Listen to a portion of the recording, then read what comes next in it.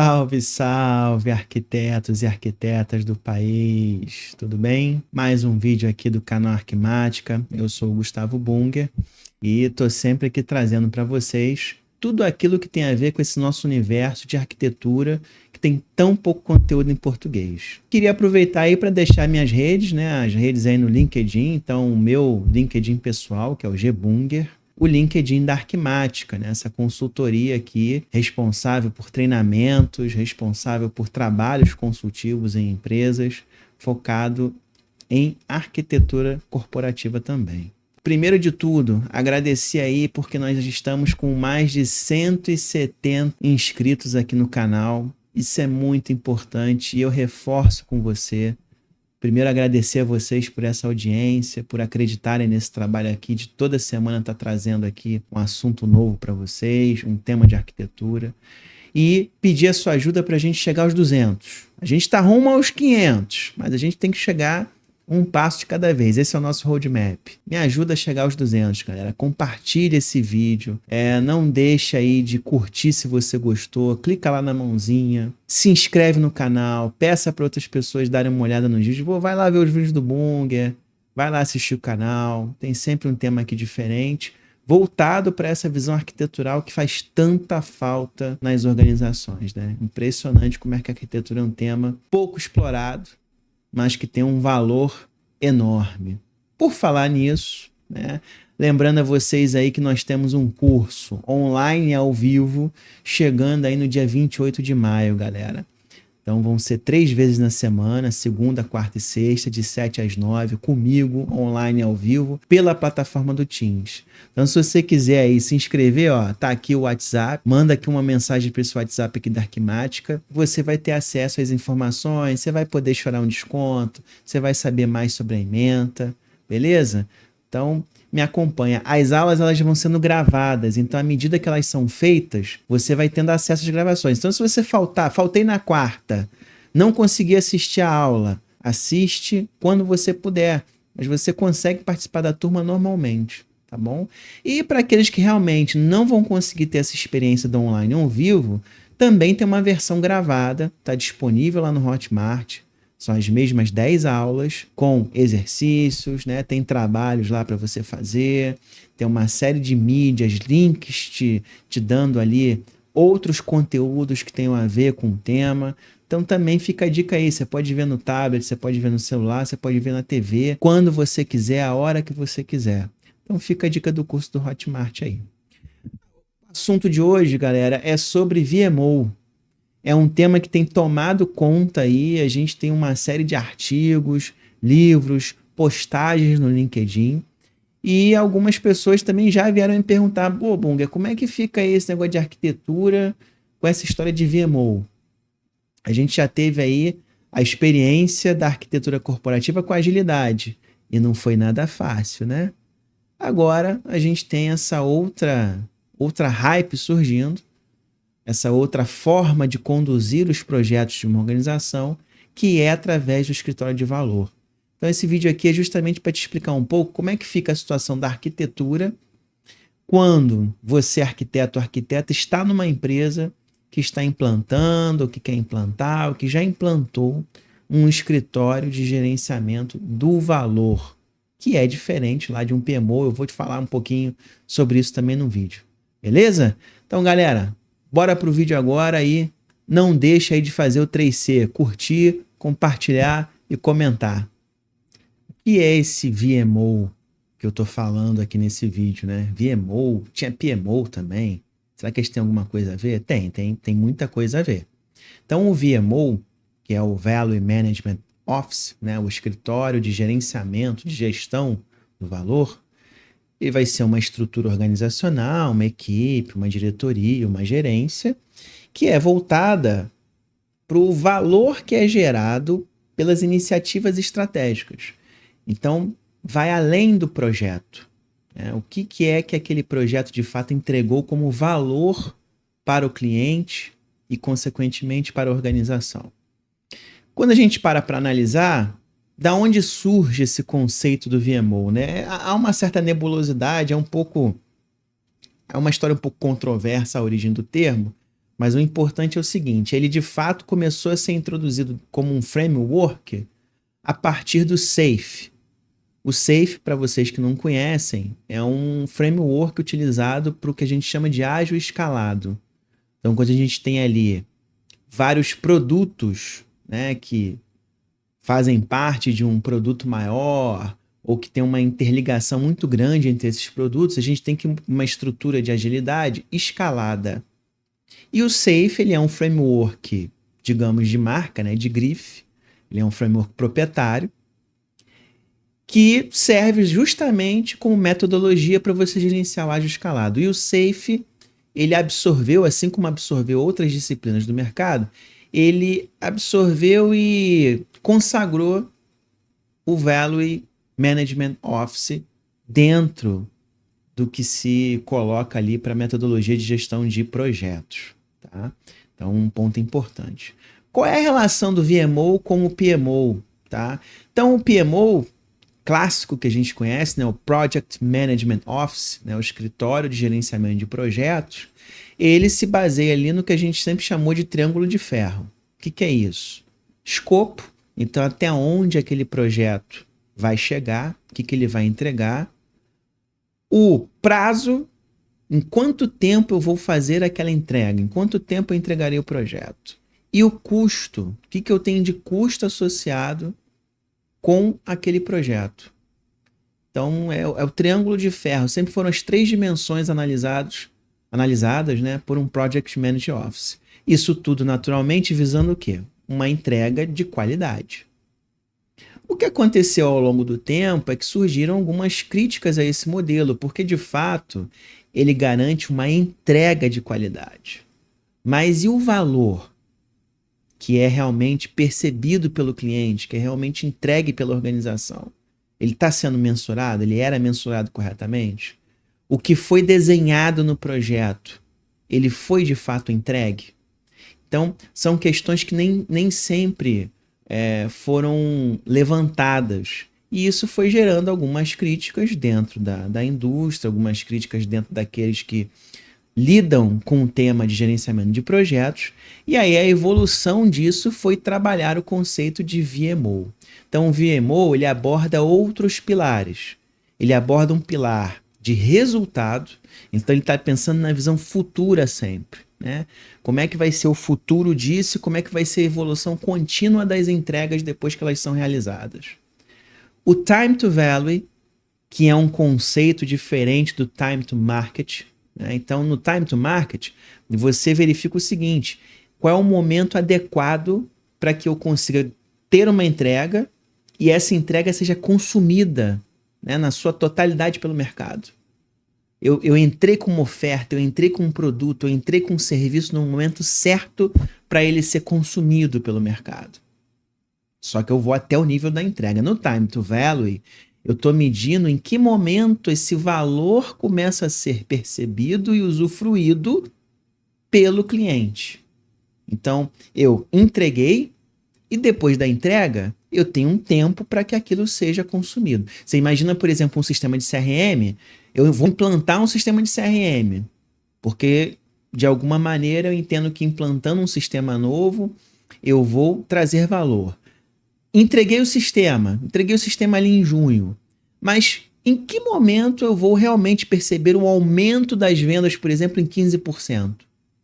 Que é o valor que de fato eu vou entregar com aquele projeto. Será que vai ser 3 meses depois da entrega? 6 meses? 1 ano depois da entrega?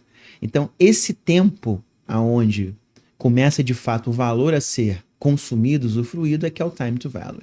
E o pilar de retorno, quer dizer, o retorno sobre o investimento, que sempre foi uma crítica muito grande, continua sendo uma crítica até hoje muito grande aos projetos. Quer dizer, o quanto eu estou investindo e o quanto aquilo está me trazendo de retorno efetivo. Gastei 1 milhão, mas o retorno disso foi 10. Né? Tudo isso girando em torno do conceito de valor. Então, é uma abordagem moderna, é uma abordagem que está agora no hype, cada vez mais. A gente tem autores aqui no Brasil, vou deixar o link aqui de um excelente autor sobre esse assunto, em português aqui no Brasil, cursos têm surgindo, e é uma tendência que eu acredito que chegue para ficar, né? A evolução do PMO para o VMO dentro das organizações. E aí, meu camarada, você que é arquiteto e arquiteta, precisa estar preparado, porque da mesma forma que a gente teve que se adaptar à agilidade, que não foi nada fácil, né? A gente agora vai se adaptar a esse novo jeito de gerir os projetos, que não são mais projetos, são iniciativas, são épicos estratégicos. Se eu pudesse resumir a interação entre um VMO, né, e um escritório de arquitetura corporativa, eu colocaria da seguinte maneira. Tá? Então, de um lado, a gente tem um VMO definindo e medindo o valor, então é ele quem prioriza, né, as iniciativas, os épicos estratégicos, e mede o valor que está sendo entregue nessas iniciativas e épicos estratégicos. Então, ele é que vai definir aquilo que depois a arquitetura vai desenhar e governar. Então, é a arquitetura que desenha e governa os meios, o caminho, o roadmap para que aquele valor, né, para que aqueles valores sejam entregues pela organização para seus clientes. Agora ficou show. Galera, vocês viram que lá na apresentação tinham duas letrinhas lá em cima, do lado do VMO? EA ou EA, que é na verdade de Enterprise Architecture, que é arquitetura corporativa. Justamente o assunto do canal, né? O assunto principal aqui do canal. Agora, quando eu falo aí de arquitetura corporativa, galera, eu tô falando de todos os tipos, tá? Arquitetura de negócios, arquitetura de dados, sistemas, tecnologia e infraestrutura. Somos todos arquitetos corporativos. Só que cada um dentro do seu domínio. Aproveitando o ensejo, você já aproveitou aí para dar um like nesse vídeo? Ou para compartilhar esse vídeo aí na sua rede, com a galera aí que quer saber mais sobre o que é VMO, arquitetos e arquitetos aí que ainda não conhecem o canal. Deixa teus comentários também, galera. É importantíssima essa interação. Sugira novas pautas, assuntos. Diga se você gostou. Diga se eu falei bobagem. Dê sugestões e outros comentários aí. Fique à vontade, tá bom? O importante é que a gente interaja e que a gente possa aqui expandir esse canal. Rumo aos 200. Você me ajuda?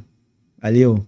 De um lado, você tem alguém ali, você tem um escritório analisando o que precisa ser feito, e você tem o time de arquitetura, através de estudos, através de desenhos de solução e etc., desenhando e governando, planejando como vai ser o caminho, o roadmap para chegar naqueles valores para o cliente. Detalhando um pouco mais as atividades entre um VMO, né, e uma área de arquitetura corporativa, a gente pode chegar em alguns pontos aqui relevantes, né? Então, do lado do VMO, você tem ali justamente a gestão, o controle, né, dessas iniciativas, desses fluxos de valor, desses épicos estratégicos, e de uma forma sempre contínua. Então, de fato, é a implementação de um método, de uma forma de você mensurar a melhoria contínua que é feita para a organização e para o cliente. E do lado da arquitetura, a gente tem alguns elementos que são as capacidades de negócio. Então, a gente saber o que a gente consegue atender, por exemplo, com os sistemas que a gente tem, o que a gente atende no negócio e que representa valor para esse negócio. Os desenhos de solução que a gente faz, tendo em mente formas de antecipar os benefícios sempre que possível. Então, montar cenários onde eu tenha, por exemplo, quick wins, né? Ganhos rápidos, para que eu entregue esse valor ao longo ali do meu desenvolvimento. E o design das integrações. Então, o uso das APIs, o uso dos eventos, como é que as informações, o EAI, como é que esse EAI ele é arquitetado, como é que ele é organizado para que os sistemas cooperem gerando valor. Foco total no que realmente é percebido, consumido e usufruído pelo cliente daquela organização. Para a gente fechar o nosso papo aqui, eu fiz um resumão com algumas capacidades, alguns pontos que você precisa ter em mente quando você está numa organização que está implementando ou que implementa um escritório de gestão do valor, tá? E aí, pensando muito no nosso querido TOGAF, framework mais utilizado para o assunto. Então, quando a gente analisa aí essa interseção, essa união da visão holística da arquitetura corporativa com a visão de valor desse novo tipo de escritório de projetos, a gente tem que pensar em 4 dimensões. Primeira é a dimensão da arquitetura, né? O domínio da arquitetura de negócio. Então, o que é importante na hora de trabalhar com isso? De novo, fluxos ou cadeias de valor, e é dali que vai sair, por exemplo, o mapa de capacidades.